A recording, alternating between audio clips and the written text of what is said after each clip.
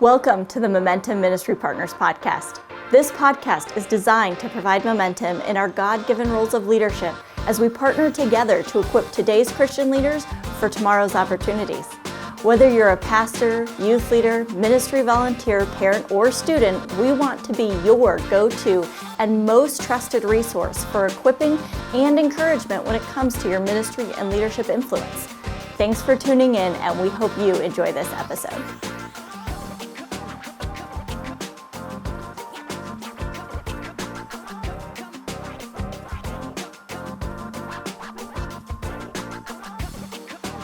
Jeff, thank you for joining us. This is kind of part two of a series we're doing here on parenting. We just talked last week about the paradox of parenting and how challenging it can be, and you gave some really good feedback and perspective on being parents. In this conversation, on this episode today, we want to look at from the church side. You're a lead pastor at a church. I've been a youth pastor. We understand children's ministry, but thinking through as the church, how do you help come alongside of parents? Not every parent, especially in this day and age, has the father, mom, the kids, everybody's under the same roof. There's a lot of mixed families now. There's a lot of single parenting. How does the church come alongside of that? That's kind of our goal today in having this conversation, and help set up a win for your family, for raising your kids, pointing them to Jesus, helping Jesus make sense in all that. So, Jeff, let's dive in. You ready? Yeah, I think it starts with the leader, right? So whether it's a pastor, youth pastor, children's pastor, director, it starts with the leader, and it starts with an ally mindset. That I'm not here to supplement parents. I'm not here to supplant them. I'm really not here to combat them. I'm here to be an ally to them. And so if you start with that mindset, you start to ask yourself questions like, what can I do to make parenting easier? Or how can I position myself to be a place of resource for parents?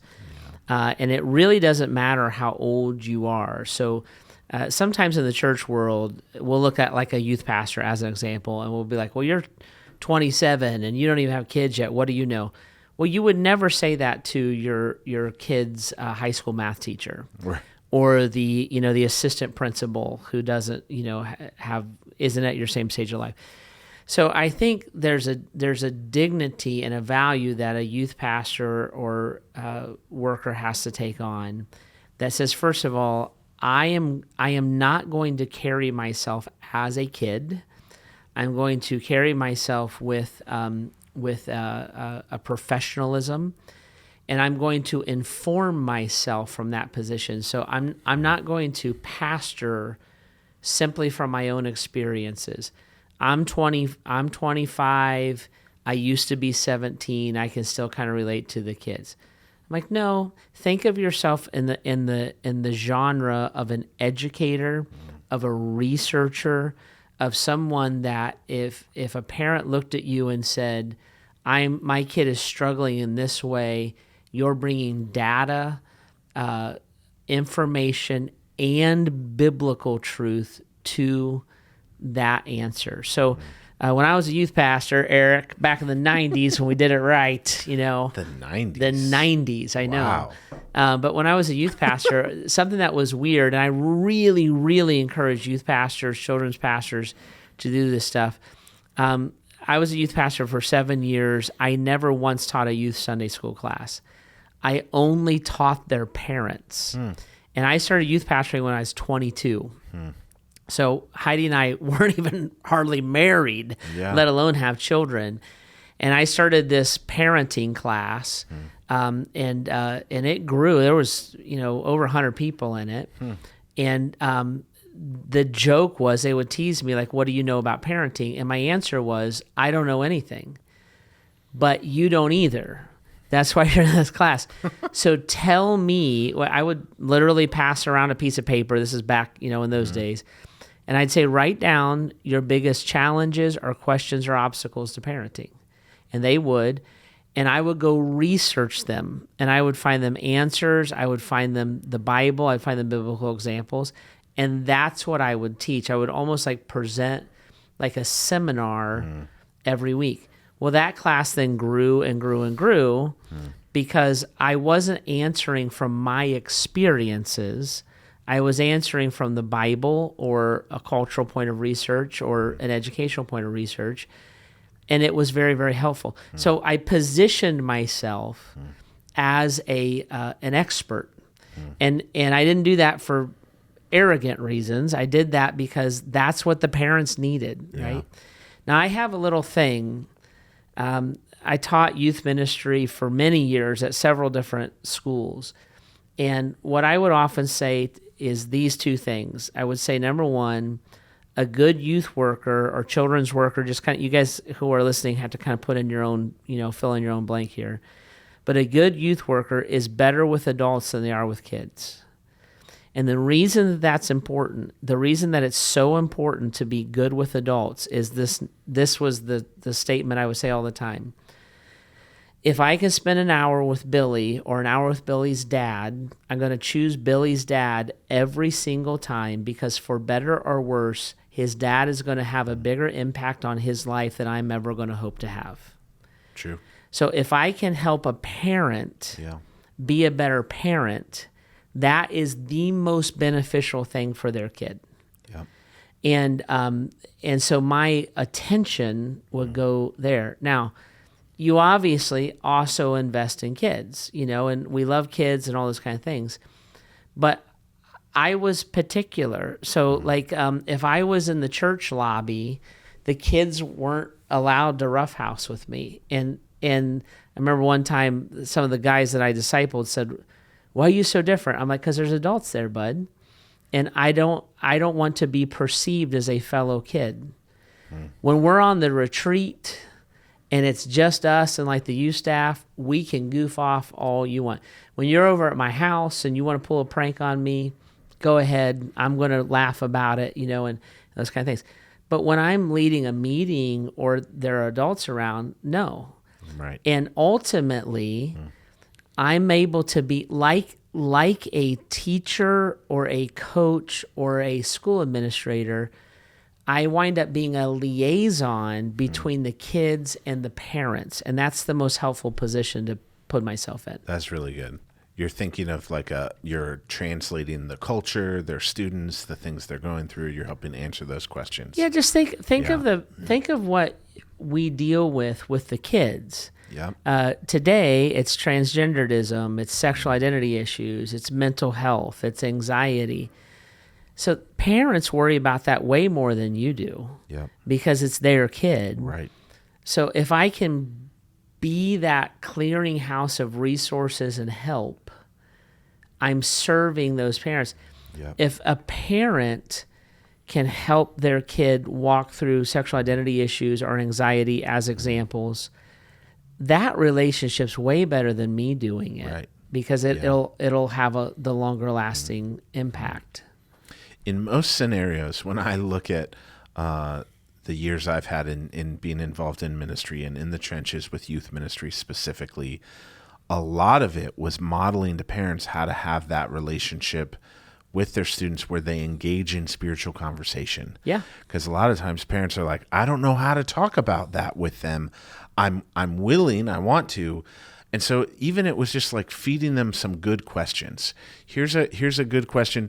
Don't ask the open-ended. Don't ask like the yes or no question. Ask, I'd feed them, here's a couple good questions to ask, and then just sit and listen and let the Holy Spirit do his job and work in your kid's life and just give them space. Don't just start talking. It's those kind of things. Yeah, and there are so many games, Yep. Question starter tools. There's so much of that out there, and a parent wouldn't think to go buy that and use that. So when you bring that to them and be like, here's this, guys, it costs $8 on Amazon. You now are a resource. It's kind of like they would come to you. Like I would say, if you're a youth pastor, you should once a month suggest a book that parents should read. There you go. Now you read it too. It'll make you good at your craft. but you just keep that information from them. Once a month, share a podcast. It could be this one, or there's a gazillion of them. Yep. But you're getting them into the realm that they need to be. Their kids are questioning their faith, questioning the Bible. Those parents probably don't know who Sean McDowell is, and they have no idea the resources and the podcasts that he has, but you do. Yep. So you just steer those things toward them, and it's wildly, wildly helpful. The parents then trust you. Yeah. You're getting them biblical truth that you trust. Yep. You know, you're deciding the author and the kind of the stream of things Right. that's coming at them, and it becomes helpful. And we would tend to think to do this for the kids, and you should, like, it's both and. Right.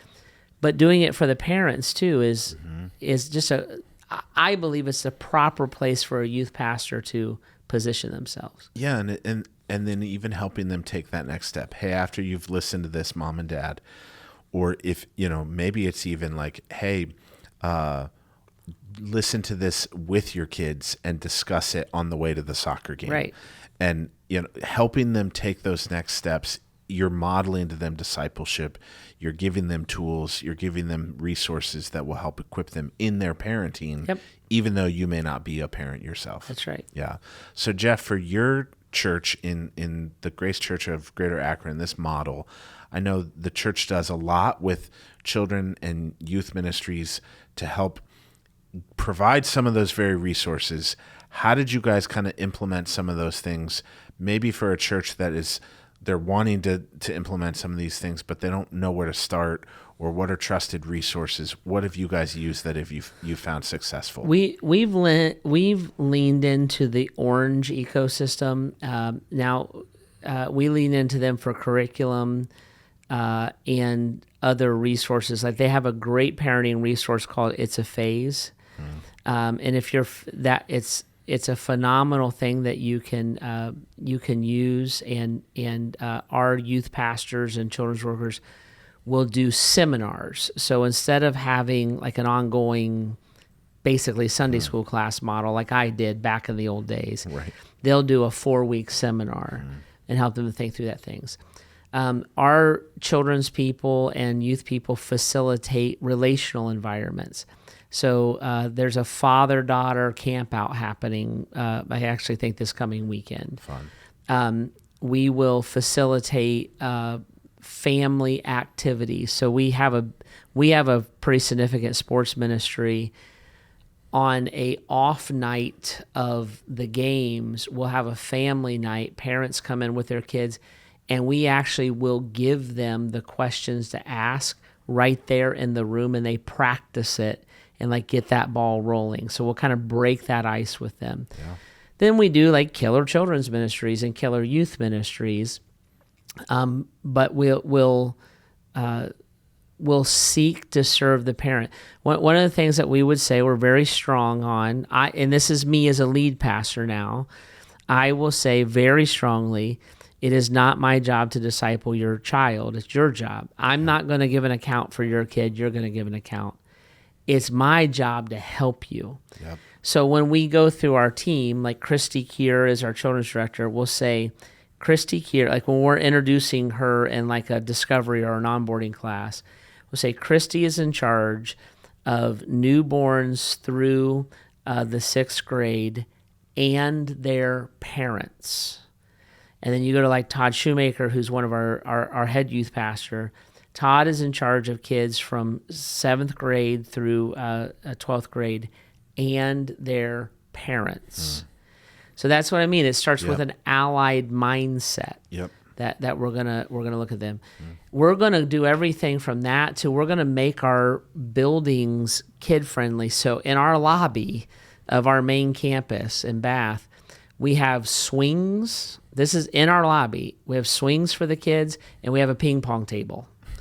And then we have board games. Yep. At the other end, think of like 4, 5, 6-year-olds, we have a play area in our lobby. Yeah. So we want all of that is like the family is welcome. We have, our buildings are a little bit bigger, but we have like a slide. When the kids go down to the play area, they slide and they corkscrew through the floor from the first floor to the second floor, and they land in their playroom. Mm-hmm. So it's just like the building is kid friendly. The welcome is kid friendly. Well, all of that. If you're a mom and dad, and your kids are like, "Can we please go to church this week?" Yes, that helps a ton. It does. See, for sure, and it speaks value. Yeah, it's not marketing; it's allied. Yep. with them. Like if I can help make it so that a parent isn't fighting their kid to go to church. And then, of course, the classes and the curriculum. We take that orange curriculum. We find that we kind of have to make it our own a little bit. It's just a good foundation. Yeah. So I would probably say we beef it up some, and then we make it our own. It's a starting point. It's a starting point, and they have lots of creative elements around it that we don't have to produce. Mm-hmm. Something else that we do is for children, we have our own YouTube channel. Yep. And we want to make it so that kids can go onto YouTube, and as it, how YouTube scrolls you, it scrolls to the next. It's a safe place. Mm-hmm. So when mom is down with the flu, and it is a few days where the kids are parked in front of a television, like every one of us has done, there's safe things and trusted things that a parent can trust, or you're traveling in the car. Yeah. So we'll do things like that, so that those resources are in front of the parents. That's great. I love all that. My kids benefit from some of that. Bethany and I, as parents with kids in those ministries, we've seen the fruit of that. We have can we go to church? Even some of the things like there's a parent queue, which is a resource that you can use, that you can put out to parents. They can sign up for newsletters. In youth ministry, I'm a huge fan of Access.org, AXIS, Access. They have a thing called the Culture Translator that's for parents. It's a weekly newsletter that they'll email you, and it'll even tell you, like, here's the slang of the week and things that the kids say to help understand their language. Drippin' means. Like fit check. Like they're helping you understand some of these things so that you can, again, speak that language. But as a youth pastor in children's ministry, send those things to your parents to put some tools in their toolbox to help them engage in those conversations, to help them disciple their students. Those are big deals. I would say to everybody listening, once a week, you should send one resource, get a text chain going, send one resource. It does not have to be things that you create, like this Access. Yes. Like that's a huge thing that would be wildly helpful. Remember that a parent is usually 25 to 30 years removed from the language. And so, like, what does drippin' mean? Like that kind of stuff is like, I know it sounds silly, right? And it kind of makes you feel old. As a parent, it also makes you feel insecure. Mm-hmm. So parents should not start talking in this slang. They'll sound idiotic. Please don't. But literally to interpret what the kids' friends are saying when they're over the house. Yes. But if you just said, I'm going to try to send a 5-minute resource, one thing a week, just a flow of information, you have now positioned yourself as a respectable ally that is going to be treated like an adult instead of a babysitter. And you become an expert. You're no different than a teacher or a high school or elementary school administrator. Right? You're an expert. You're a master of a craft. And it makes I think it makes a huge difference. So Jeff, from the Sunday morning experience, let's think this through. In like weekend services, if you're a pastor, you're the preaching pastor, lead pastor, you're communicating in your weekend services to adults even. What does that look like? You've done a great job where you're like, I know that there are teenagers in the room, and so there are times where you'll give an illustration for them. Hey, in your school, this. And then sometimes you'll like go after the parents a little bit because the kids are there listening. Yep. How is that intentional? How do you guys think that through in terms of adult ministry and even through your weekend services? So I would say this: weekend services start in the parking lot. So Eric, you were laughing at me the other day because I'm so hyper about this. Your church property, senior pastor, youth pastor, should be clean. The bushes should be cut down. Nothing should be blocking a door or a window, overgrown. Everything that is broken, nicked, scraped should be painted, fixed, or replaced. And then everything should be decluttered and clean. I drill this into my team. Clean is free. Yeah. And so we have work days. Well kept is free. Big scary bushes, flower beds that have weeds in them. No. Your church building. Many of us, most churches have older church buildings, but trimming the bushes is free. You can't replace all the orange brick that was in style in 1974 when it was built, but you can trim the bushes and you can put mulch down and you can pull a weed and pick up trash. Yep. So it starts there. When they come inside, same thing. Carpet's expensive, paint is cheap. So one of the things that people notice at Grace Church buildings, I will not allow there to be a nick in the wall. I will demand that it's, because what I say is if you tolerate a nick in the wall, you'll accept a crack in the drywall. Then if you accept that, you'll accept a water stain. If you accept that, you'll accept a foul smell. So clean, maintained, decluttered. If you can't replace the orange carpet, at least get the modern paint that matches it on the wall. If you can't replace it, clean it. Most churches smell funny. I'm serious. Yeah. Like all these kind of things. Yeah. The toys in your nurseries need to be modern toys. Yeah. They need to be clean. So it literally starts there because that speaks value to parents and value to those things. We're in your corner. We're here to help. Yeah, and this is a safe. Making sure your safety protocols are known. Yep.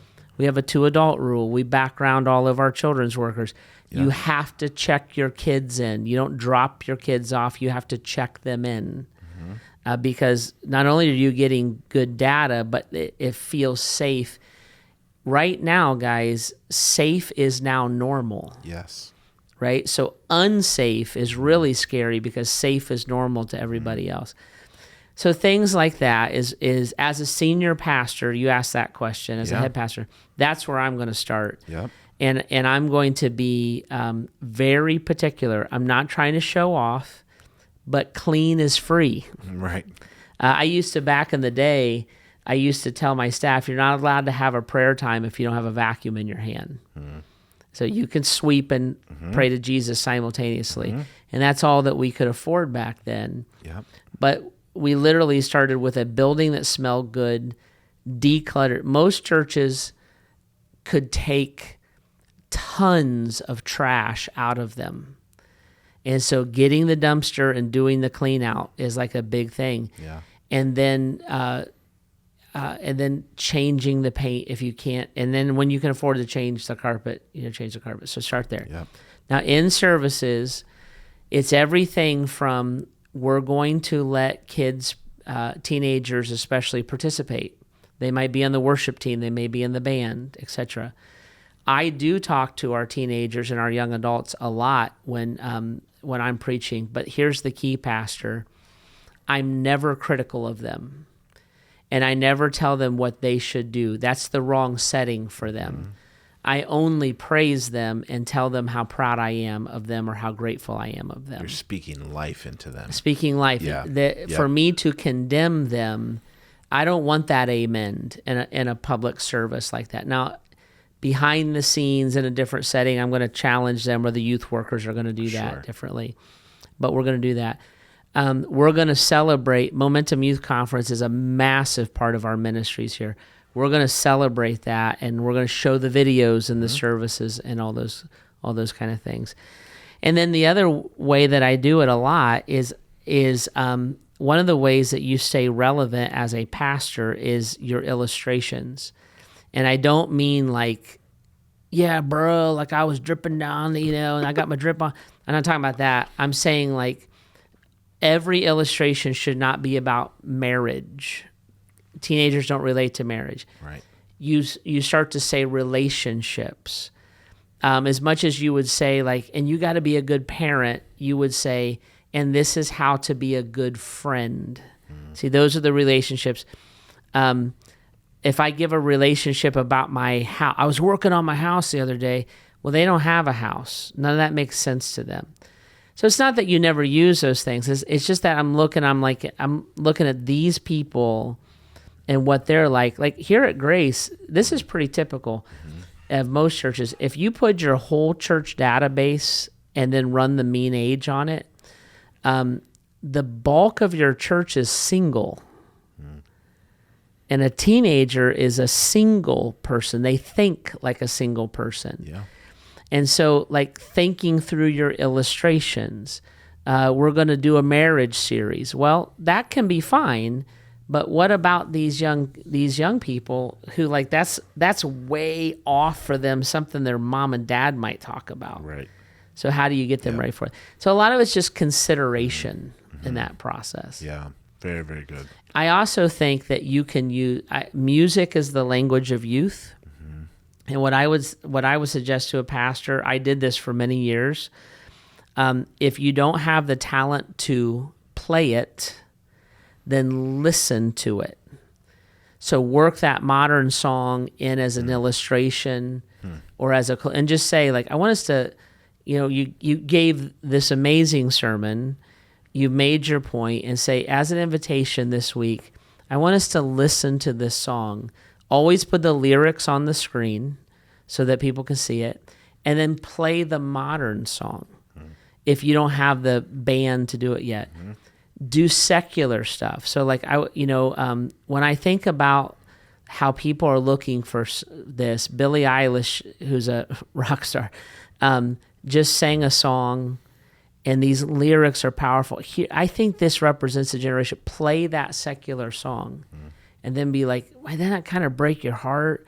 And isn't that kind of where we're at? Well, you just related, but you weren't trying to be cool. Right.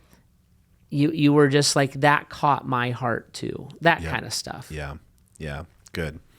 All right, Jeff. So we're starting to run out of time, but I want to hit one other perspective on this. A lot of parents in a lot of churches want to volunteer in the children or youth ministry because that's where their children are. Yep. I've had several questions recently of parents saying, is that wrong? Should we do that? Can we serve? I always tell them, ask your kids, have that conversation, right? Talk about it. If your heart's intent is you're just there to check up on your kids, that's probably not going to make the best volunteer. Talk us through a little bit of that process. How do you view this when a parent wants to serve and volunteer in the ministry where their child is? What are some of the factors that they should be aware of? How do you help keep healthy perspective? How do you safeguard that in those relationships? Yeah, I think talking to your kids with the caveat that we don't obey our children, they obey us. So like, if the kids are like, I don't want you around, like, well, that's not their business. So I'm going to do what I want to do, right? Or feel called to do. But talking to them and seeing how they feel about it a little bit, I think is a big deal. The younger the kids are, the easier this is. Yep. Right. So I think when your kids are in elementary age, it almost doesn't matter and all the rest. I think we're talking when they get in the junior high and high school. And this is what I would say. If you have a relationship with your kids in which they will allow you to disciple them and their friends, I would definitely take that relationship, and I would do that. I think it's a big deal to disciple your children's friends if you can. If you don't, you're not a failure. You're normal. So what I just described is the weirdo thing. You're normal. So what I would say is this: if you have a heart for teenagers, serve. Just don't serve directly with your kids, and then do not parent them or discipline them when you're at church. Let the youth pastor or the other loving adults do that stuff. Barring some egregious situation, right? Sure. But like, let them have space. One of the number one things that connects kids to the church after high school is a meaningful relationship with what I call another loving adult. So it's their small group leader and me. Yes. So I want to, if you cannot handle that, then don't serve there. If it just drives you crazy. But if you can handle it, serve how you want to serve, but make sure that you get out of the way so they have this other loving adult in their life. Now, parents, let me tell you a secret. Okay, this is a secret. This is Pastor Ninja stuff right Okay, I here, love right? it. I'm intrigued. You have a secret weapon, Mom and Dad, and it is a powerful secret weapon. And it has two elements to it. Ready? Your secret weapon. Are you guys listening? Like, stop doing the dishes and listen to me right now. Okay, everybody listening? All right, here we go. Lean in. Press your headphones in deeper. Okay, here's the secret. It's gonna be life changing. Here we go. Right? Here's your two secret weapons. Number one is your home. So open your home, and maybe you don't lead the group. You host it. And you might sit and participate from in the circle or from another room. But if you will let kids run around your home and you will let a group be hosted in your home, it is a massive secret weapon. Kids don't have places to hang out. By the way, this is also true of college ministry. Yep. Use your home. Here's your other secret weapon. You ready? You writing this down, everybody? Here it is. Ready? You have money. So buy the pizza. It is unbelievable the return you can get for the cost of a pizza. So true. And if your kids are like, my mom and dad will let us come over and they'll buy pizza, I guarantee you your home will be full of teenagers. Well, then you build a relational network with them. You don't have to lead their small groups. You can, but you don't have to. But you can be around and in the mix. Your kids will kind of feel a little bit like proud of you, like my mom and dad will buy the pizza for us. And if you can tolerate some broken things and a mess and some stuff spilled, I tell people all the time that, we have people come over to our home and they'll take their shoes off. I'm like, you don't have to do that. I always say, there's nothing you can do to this house that hasn't been done, But your home and food and the provision of food is a massive secret weapon. That's an open invitation to a relationship. Yeah. So I do think that I want to encourage parents to be involved in youth ministry because the number one relationship that kids are missing are parents and in particular fathers. Mm-hmm. But you cannot go in there for authority or this is what these kids need to know. Right. You have to go in there with an open hand and let them engage you. You have them in your home, you buy the pizza. Even if you buy the pizza and you meet at the church building, they will start engaging you. You will have an impact on their life. You will know a little bit about what your kids are going through. You'll pick up the culture. Yep. You'll start to know what those words mean and who that rap artist is. And I actually think the best youth staff are parents. And the way that we would build a youth ministry, we still do this, is we have a bunch of younger people in their 20s. They're the ones who will play basketball and stay up all night. And then we have a bunch of parents, and they're the ones who will give a deeper wisdom and have a greater burden for the kids. And you mix all that together, and you've really offered a young person a really strong resource that they can be a part of. That's so good. Yeah. Yeah, I love if that's your heartbeat where you're like, I'm willing and ready to serve. We're willing to open up our home. We're willing to provide funds to buy food. That stuff is game changer. I don't know a youth pastor that would be like, no, actually don't do that. No, thanks. You're a huge ally and resource in that regard to the church. Churches, if you're not willing to partner with parents in those ways, reconsider, think through some of those things through. Obviously, you're going to safeguard that stuff from the church side and want to make sure that, you're not sending your teens to the house that, the mom and dad just got divorced and, all the high school girls are going over to the guy's house where his wife just left. You're safeguarding those things. You're being wise in it. But work together in those relationships. That's a big deal. All right, Jeff, one last question in this. A lot of churches, I was recently asked this, a lot of churches have the pastors, the leaders, the volunteers, those people you were just talking about, they're friends socially with the parents of the students. How do you safeguard keeping things in confidence? How do you know what things do you share to the parents of the students that you're leading when they're like, hey, Johnny said a bad word at youth group the other night? Like, how do you know when to share those things with your friends who are the kids' parents that you're leading and investing in those relationships? You obviously want to build trust and have confidence with the students. Yeah. You want to be a trusted resource, that other friend that you were talking about, that other trusted adult. But you also don't want the students to be worried that, like, I can't share anything with my leader, with my youth pastor, because they're a friend of my mom or my dad. Yeah. How do you couch that conversation? That's, to me, that is a very, very important question. And so it depends on what we're talking about. So what I'm about to say might be a little controversial. I don't know or care that much, but here's what I say. The parents have the right to know whatever they want to know.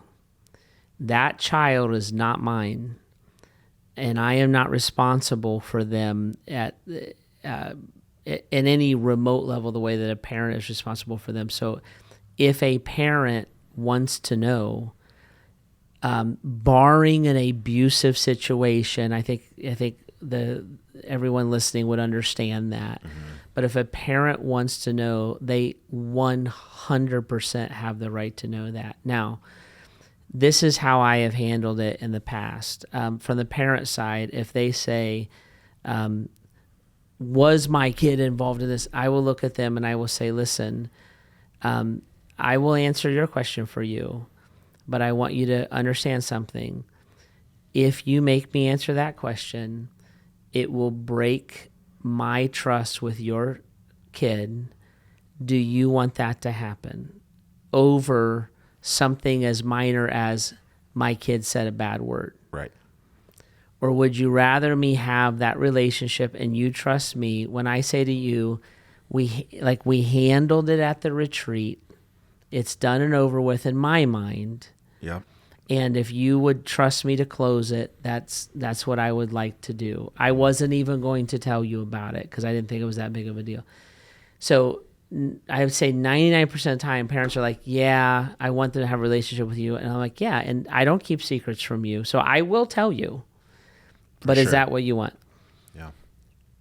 The other part of this that's harder is with the kids. So I've had kids come to me and say, I want to tell you something, but you can't tell my dad. And I'll say to them, I'm not going to make you that promise. Is your dad hurting you in some way? No. Are you in danger in your home? No. Okay, then I will not make you that promise. If you trust me enough to tell me, you have to be willing to trust me enough to know what to do with the information. Yep. And then I looked at porn last week. Okay, well, I think that can be between you and me. What if my dad asks you? I'll tell him. I'm always straightforward with it, you know. And 99% of the time, the kids will go ahead and tell me because we built this bond of trust. Yeah. But that's how I've handled it. It's a straightforwardness.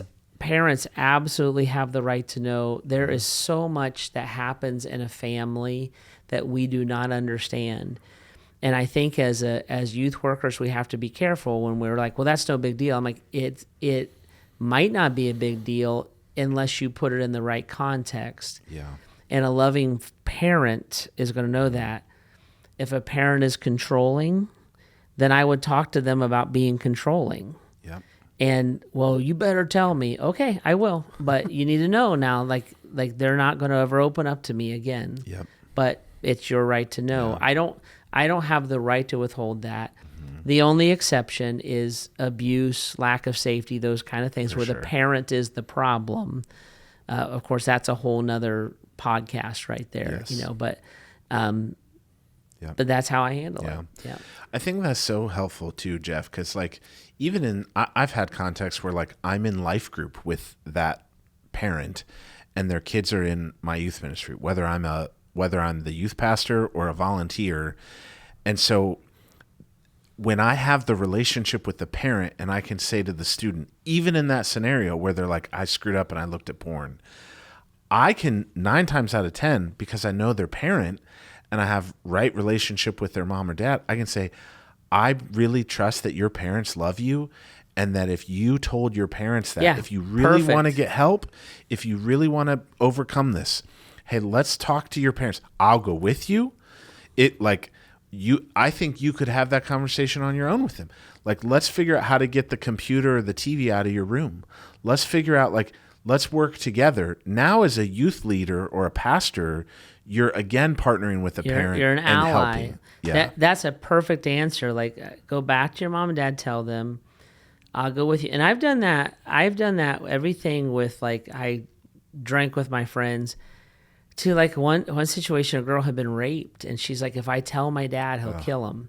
And I'm like, well, I'll help. So I sat there with her and her dad, and lots of tears and lots of pain.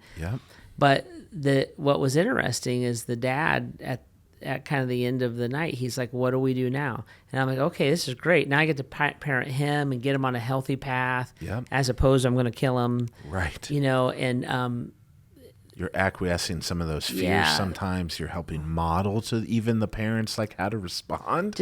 I would just say, be an ally, be upfront, be straightforward.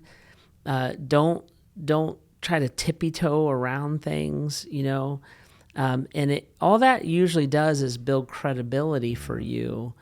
I've had youth pastors that are like, my senior pastor doesn't want me to blah, blah. And I'm like, well, that's a different conversation. Now maybe you're not in a healthy church environment. There's a lot of, I personally think being a youth pastor is the hardest job in the church. You're navigating more than anybody else is navigating. It's the hardest job on staff. I think senior pastor is the hardest job in the church. Sure. But it's the hardest job on staff, and it's difficult. And that's why we do stuff like this, and of course you can always call and get some counsel, some advice, think something through. But take that mindset of ally through it all. And parents, you want to build trust so that when you help the parent, you're helping the child. Think of it this way, guys, for every one conversation you have with a kid, think if I had a conversation, I get a return on that investment. For a parent to have that same conversation, there's a 5x return on it. It's so much more valuable when it comes from, because whether we like it or not, in 30 years, they're going to be like, yeah, my youth pastor, what was that guy's name? Right. Eric Miller. Yeah, that's it. They don't say that about their dad. Right. We have to remember we're like a part of a discipleship process. We play a piece in it. We're not the end of it or the beginning of it. But mom and dad are, and so anything we can do to help them win at that is what's best. Yeah, I love it. Well, Jeff, thank you for helping us think this through, for partnering with parents, but Momentum Ministry Partners, we're here to partner with you. And so we love that you would trust us as a valued resource to help equip you in these areas and think through some of these tough topics. So if there's other areas where we can be a resource to you, reach out to us, email us at info@buildmomentum.org. If there's other questions or topics that we can cover, we would love to do that. We'd love to encourage you in those ways and help however we can. So we're praying for you. We're in your corner. Thanks so much for tuning in to another episode. Thank you for joining us for this episode. We hope you found it to be valuable. And if you did, would you share it with someone else in your network who might enjoy it? Also, would you please go on and subscribe, rate, and review it? That way you don't miss any more and somebody else will be able to find it too. Also, because we want to be your trusted resource, if you have a question or topic that you would like us to discuss on an upcoming episode, send that to us via email to info@buildmomentum.org, or you can send us a DM on any of our social media platforms. You can find us there at Momentum Ministry Partners. Also, if you need more information on our ministry, be sure to check out our website at buildmomentum.org. Thank you so much, and we hope to see you next time.